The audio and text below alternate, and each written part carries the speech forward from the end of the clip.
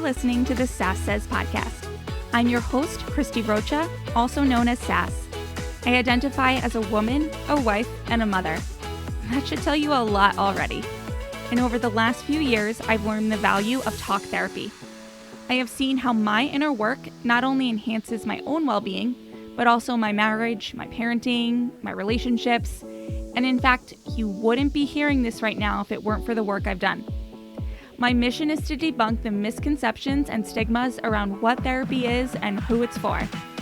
Let's normalize working on our mental health and seeking help when needed. We've all heard of self-care, self-help, and self-love, but do you often wonder how to actually make it all happen? I do. You'll hear strategy-based conversations with professionals, as well as inspiring and validating stories from women who are just like you and me. Think of this podcast as the weekly therapy sessions you didn't know you needed, with a dash of sass, a lot of vulnerability, and me, relentlessly asking, but how? Hello. Welcome to the show. I'm going to apologize in advance for my voice. I am, knock on wood, getting over a cold, so I sound a little fuzzy, and we're just going to have to deal with it. Because I had a conversation with a friend recently that prompted this episode about how to support someone you love who's struggling with mental health. And certainly I've touched on this, in other solo shows. Guests, experts, therapists have all touched on this, but wanted to kind of consolidate everything from my personal experience and a couple of things from some experts on the show. And you know from listening that my experience with this comes from being someone who struggles with their mental health. And knowing that it's really hard to know what to do to help someone. So here are a few things that I hope help you. And if you are someone who struggles with your mental health and resonate with this, I would say just send the people you love this episode and say, here are the things within this episode that resonate with me and that you can do for me. And here are the things that don't work for me. And, make it an easy conversation starter, because it is not easy to talk about this sort of thing. So the first thing I would suggest doing if you are someone who is interested in supporting someone with mental health is to do your own research. Listen to podcasts, read articles, books, check in with family and friends who are knowledgeable. It can be hard for those of us going through it to describe it, talk about it, and in doing your own research, we don't also then need to be responsible for your understanding of the situation. So, your friend struggles with depression. Listen to some podcasts on depression. Not everyone with depression is going to look the same, act the same, experience the same, but having a base knowledge of what depression can look and feel like is helpful. If you have a friend struggling with bipolar disorder or obsessive compulsive disorder, read some books, read some articles, check out some podcasts, give yourself a baseline understanding of what it is that they're going through so that they don't have to explain it to you from point A to point Z. The second thing that comes to mind is that find a time when it is calm, when that person is in a good headspace, and ask them, how can I best support you? When you're struggling, when you're in a depressive episode, when you're having severe anxiety, what do you want from me? What would be helpful? Support, like I said, is going to look different for everyone, and it's okay to ask them what works for them.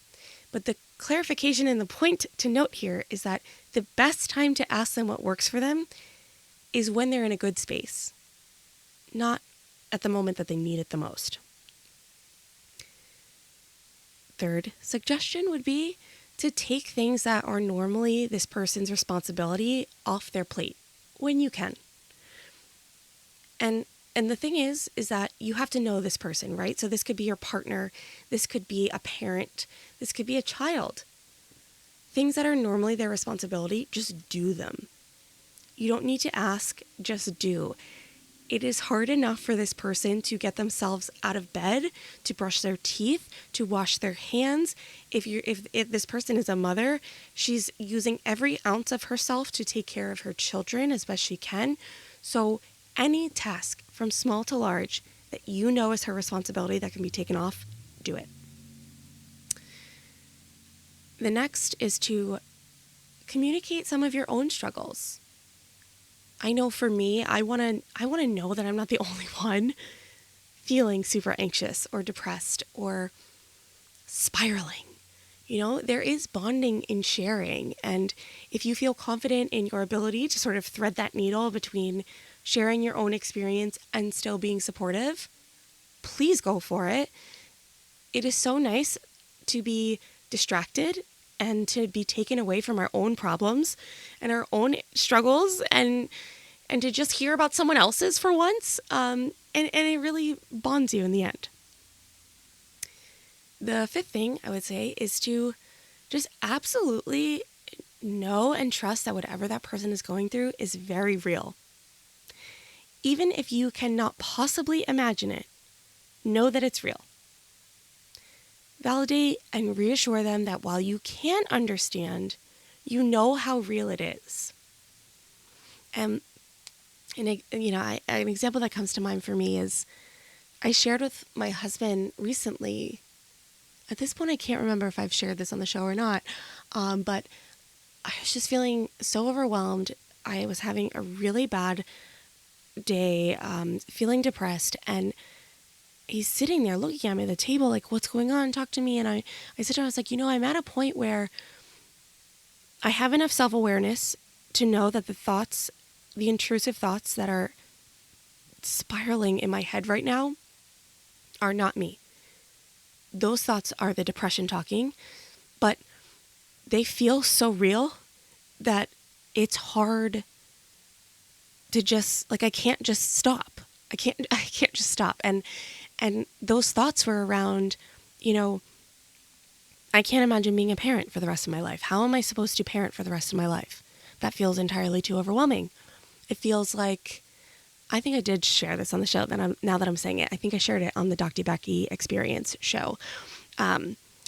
Just wanting to be on an island somewhere, not wanting to end my life, but wanting no one to want anything from me. And the thoughts, intrusive thoughts are so extreme.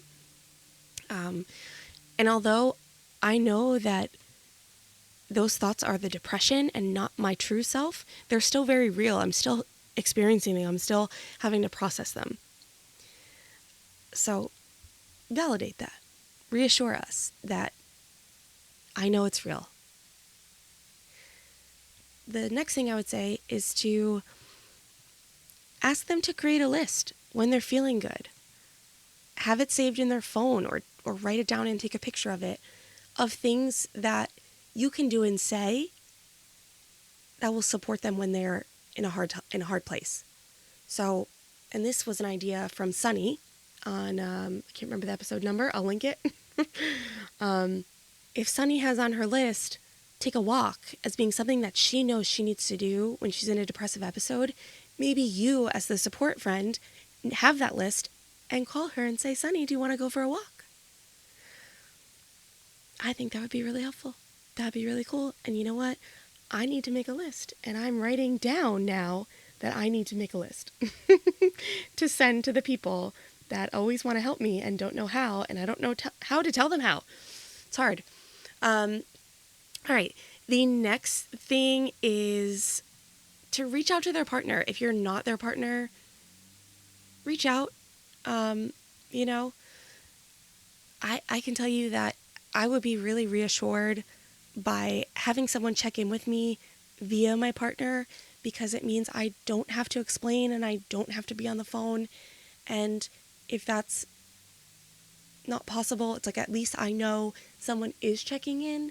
And, if my husband knows, my partner knows what I need in that moment and someone's asking, he can share. I don't know, it's getting specific, right? But it has to, because this is my show, and I hope it helps you and you can relate it to yourself. But if it's not their partner, maybe it's their mom. Maybe it's their sister. Maybe it's their best friend that you know and can just text and say, hey, I wanted to check in with Christy. Seems like she's going through it. What can I do? How is she doing? Do you need help? All right. The next thing is send food. For me, one of the first self-care tasks, not even self-care, just human survival tasks that gets off the list as soon as I'm super anxious or super depressed is eating. Feeding myself feels entirely like too much work. Preparing it, cleaning it up, even having a desire to eat is rough. So if you live close by and you can drop off something nutritious and lovely to eat, I'm envisioning like pliables or chopped salad or something like that. That's me. But again, this would be something you would ask the person ahead of time. If you're feeling depressed or you're feeling anxious and you were going to have a meal just magically appear on your doorstep, what would it be? That's something you could ask them and have that meal appear. Or maybe it's going to the grocery store and picking up a couple of things for that person's kids or for them to just have at the ready. Because any food that needs to be prepared when you're feeling super anxious or super depressed, it's like, I don't know, just again, for me, that it's just too much. I don't want to do it. The ninth thing that I would say to do is to make plans with this person knowing they might say no. So similar to kind of what I was saying with the walk, like ask them to go for a walk, ask them to go to a movie, ask them to go to the mall, ask them to go for dinner. Absolutely know that they may say no and they're going to feel horrible about saying no. But if you go into it expecting it, it's okay. And rather than saying, hey, let me know if you want to go for a walk or let me know if you want to go to dinner, make the plan. Hey, I'm free Friday at 6. Do you want to grab an appetizer? Do you want to go for a walk? Like, make it specific, because the less work that we have to do around seeing you and having a human interaction, the more likely we are to do it. And the 10th thing that I think you can do to support someone struggling with mental health is very personal and specific to me, but may apply to other people, is I don't want to be spoken to like I'm a delicate flower. I am certainly not asking to be spoken to in a rude way, but you can be like straight with me. You can say, hey, are you okay? How are you? Are you in a bad spot? Instead of the dancing around it. And I understand, I really do. It feels uncomfortable, especially if you have an inkling that someone is feeling it, to just pick up the phone or send a text like, hey, are you okay? Are you in a funk? That feels icky. But to me, it actually feels more icky to have someone go, hey, how you doing? You okay? Like, that makes me feel pathetic. That makes me feel like a burden. That makes me feel like a child that needs to be taken care of. Like, shoot it to me straight. How are you? It's okay to ask me directly. Are you feeling depressed? Are you feeling anxious? What's going on? Again, my preference, you'd have to talk to your person that you're trying to support to know. And I think, just as an overall way to support, not necessarily on the list of 10 things. And I know this from many guests on the show who phrase it this way. This is not my words, but I think one of the biggest and most impactful ways you can support someone struggling with their mental health is to simply be able to to tolerate their discomfort and to tolerate your own discomfort with their discomfort. You have to tolerate your own discomfort in what it might feel like to text your friend who's depressed and say, hey, are you in a funk? Are you depressed? That's uncomfortable. But if you're looking to support someone who is, that might be what you need to do. And when they respond to you saying, yes, I am, I feel horrible, can you tolerate that response? Kind of looped into all that. If you're sitting here going, great, I can tolerate it, but how do I respond? For me, I know the best thing I can hear is, hey, I see you. I know it's hard. You're doing great. I can't relate to exactly what you're going through, but it sounds like it sucks. And I'm here for you. Want to go for a walk at 3 p.m. on Thursday? The hey, I see you. And I know it's hard. That's really big. It's really big. So, anywho, I hope this was helpful. I will link all of the shows that I mentioned in this episode in the show notes. And please, reach out. Let me know if you're a person who struggles with your mental health, what works for you. I'd love to be able to do another episode like this, however long from now, and add to this list. Or if you are supporting someone, if your partner struggles with mental health and you have found ways together to support one another, let me know. All right. Bye. Thank you so much for tuning in today. Sass Says is a production of Luann Nigara Inc. This podcast is meant to be educational and not meant to replace professional therapy or professional medical attention. To learn more about today's show and what's new in my world, head over to sasssays.com. Thanks so much. Talk later.